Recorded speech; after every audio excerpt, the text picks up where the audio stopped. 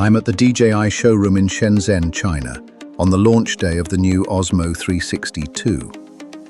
This is my first hands-on look at DJI's latest 360 camera, just one day after the Insta360 X6 launch. Let's first take a close look at the camera itself. I'm rotating the Osmo 360 II so you can see the body, the two 360 lenses, the screen, and the overall shape and design from different angles. Here you can see the camera powered on and the rear display in use.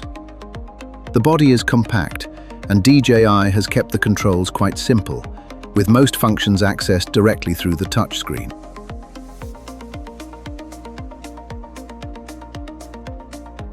Now I'm going through the actual menus. You can see the shooting modes and settings as I swipe through them. The interface is quite straightforward and responsive, although I have one reservation about this screen.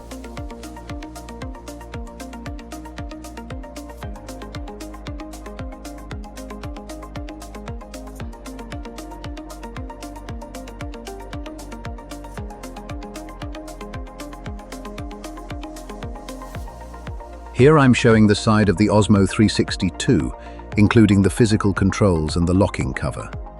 This gives you a much better idea of the thickness of the camera and how DJI has arranged the controls. Now I've opened the side cover so you can see what's underneath. This is something that specification sheets don't really show well, so I wanted to give you a proper close-up of the actual camera.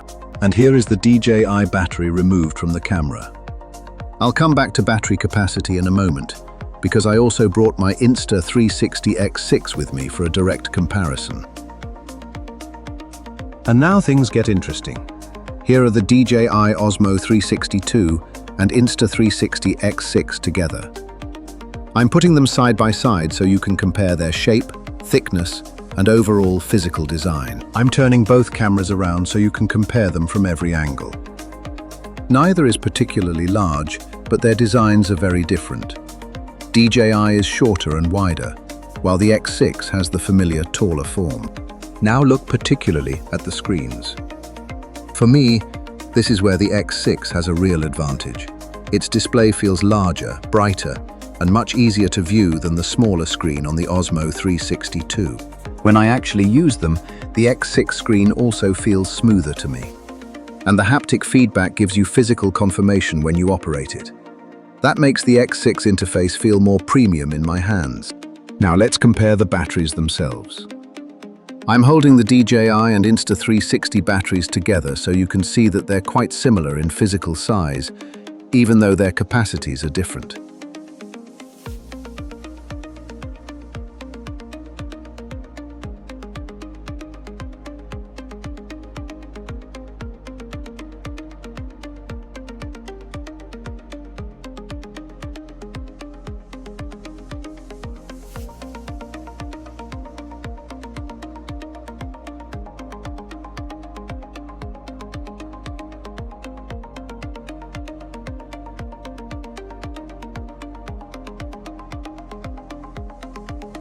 And here you can see the numbers clearly. The X6 Extreme battery is 2,600 mAh, while the DJI battery is 2,150 mAh. Now we come to the accessory I found with the Osmo 360 II at the DJI showroom.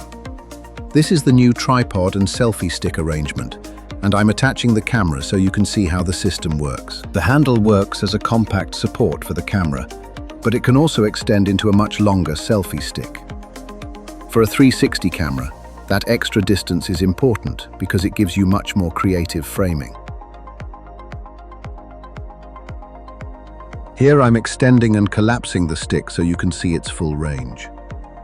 At this launch display, this was the only new Osmo 360 II accessory available for me to physically handle and demonstrate. Now compare that with what I saw at the Insta360 X6 launch. Immediately, you can see a very different accessory story. There are cases, protection, batteries, lens accessories, mounting solutions, and much more. For me, X6 currently wins on the screen, battery, and accessory ecosystem.